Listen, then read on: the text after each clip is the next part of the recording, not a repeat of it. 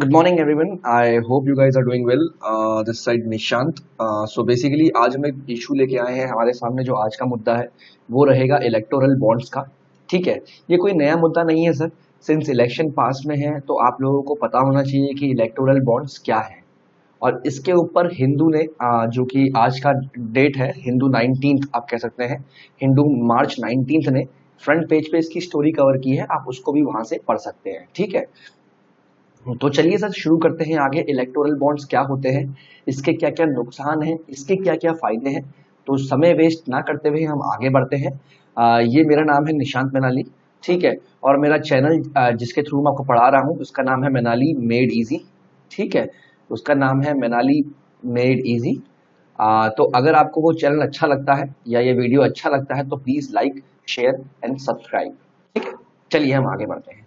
Sir देखिए, पूरी कहानी मैं आपको इस छोटे से एक प्रेजेंटेशन से मैं आपको समझा दूंगा कि बेसिकली हो क्या रहा है। अब मेरी बात को ध्यान से समझने की कोशिश कीजिएगा सर। मैं सिर्फ आपका अटेंशन मांग रहा हूं 2 या 3 मिनट के लिए, और 2 और 3 मिनट के बाद आपका क्या होगा, आपका एक कॉन्सेप्ट पूरा सही हो जाएगा।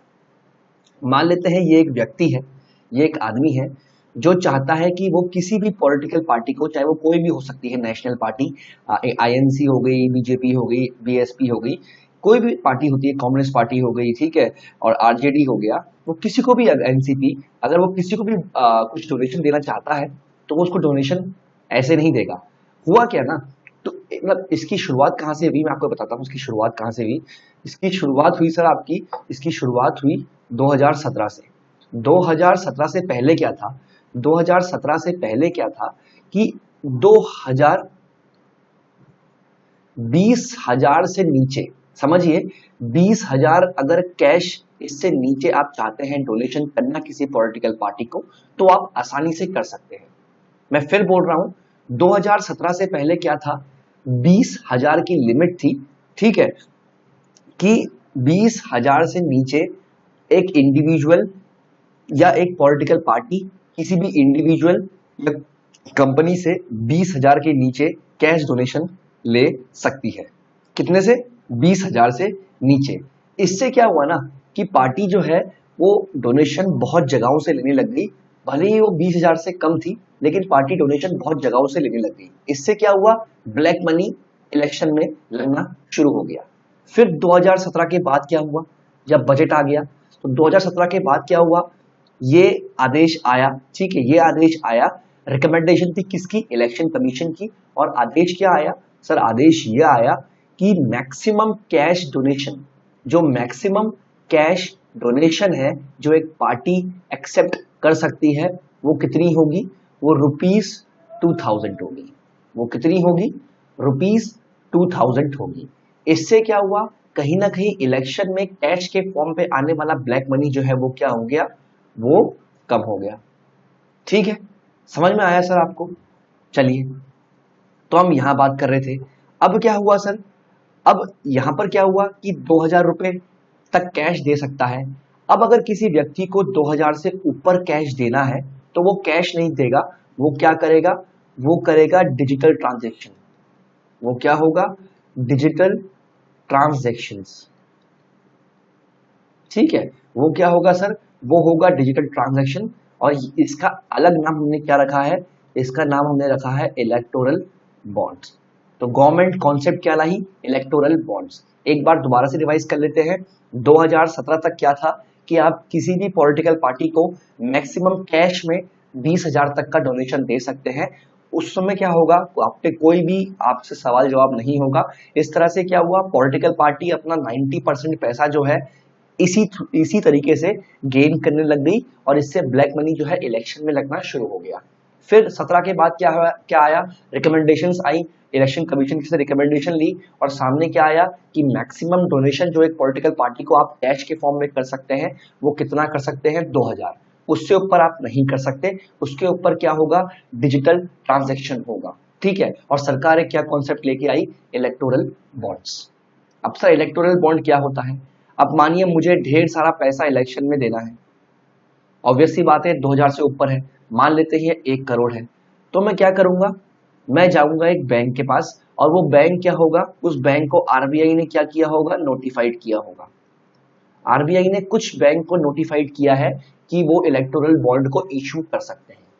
ठीक है, ये एसबीआई का मैं एग्जांपल दे रहा हूं और कोई भी हो सकता है। ठीक है, तो ये मैं यहां पर गया, मैंने एसबीआई से कहा कि मुझे इस पॉलिटिकल पार्टी को डोनेशन करना है और मैंने एसबीआई को 1 करोड़ रुपए दे दिया और एसबीआई ने मुझे इसके बदले क्या दिया है, इसके बदले एसबीआई ने मुझे एक पेपर दे दिया है इलेक्टोरल बॉन्ड का जिसमें लिखा है 1 करोड़।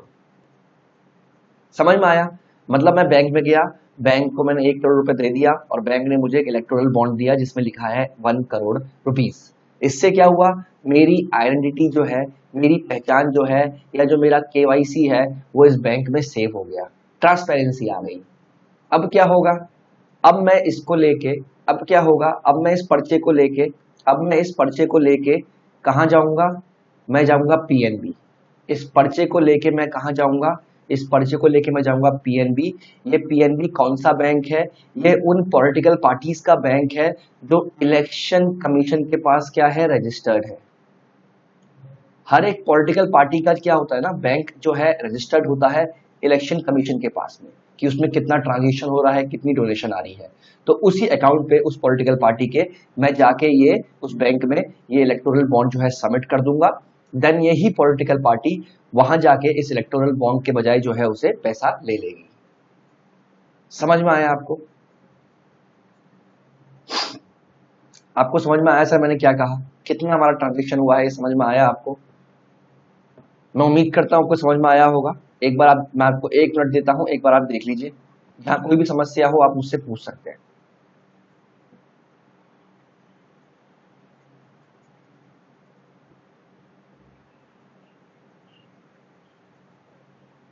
ठीक है, समझ में आया सर। मैं बैंक के पास गया, मैंने बैंक को 1 करोड़ रुपए दिया, बैंक ने उसके बदले मुझे एक इलेक्टोरल बॉन्ड दिया और बैंक में मेरी पहचान जो है वो सेव हो गई। इसके बाद मैं इलेक्टोरल बॉन्ड लेके जो है मैं पार्टी ऑफिस में जाऊंगा या मैं वो पार्टी का जो रजिस्टर्ड बैंक है उसमें जाके जमा कर दूंगा। ठीक है, और पार्टी आके क्या करेगी, पार्टी आके उस बैंक से जो है उसको कैश करवा लेगी। ठीक है, तो इससे क्या हुआ, मेरी पहचान क्या होगी, एनोनिमस होगी, एनोनिमिटी होगी, मतलब मेरी पहचान क्या हो गई, एक तरह से किसी के रिवील नहीं हुई, लेकिन मेरी पहचान अल्टीमेटली किसके पास है, इस बैंक के पास है जिसको नोटिफाई किया था किसने, आरबीआई ने, और जहां से मैंने इलेक्टोरल बॉन्ड को इशू करवाया था। समझ में आया सर? इतना समझ में आया सर? इससे क्या हुआ, इससे 2-3 चीजें हो गई। इससे क्या हुआ, इससे पहला तो क्या हुआ सर, ट्रांसपेरेंसी आ गई क्योंकि मेरी पहचान जो है ये एसबीआई में सेव है, तो कहीं ना कहीं ब्लैक मनी आने का खतरा कम हो गया। ठीक है, दूसरी पहचान क्या है सर, एक ट्रांसपेरेंट सिस्टम है सर, केवाईसी होता है, हर चीज होती है। ठीक है, बाकी तीसरा क्या हुआ, डोनेशन जो है एक बैंकिंग रूट से आ रही है, ये भी अच्छी बात है। तो जब बैंकिंग रूट से डोनेशन आ रही है तो कहीं ना कहीं इसमें ब्लैक मनी का लगना थोड़ा सा कम हो जाएगा। ठीक है, अब इसकी शुरुआत कैसे भी ये देख लेते हैं सर।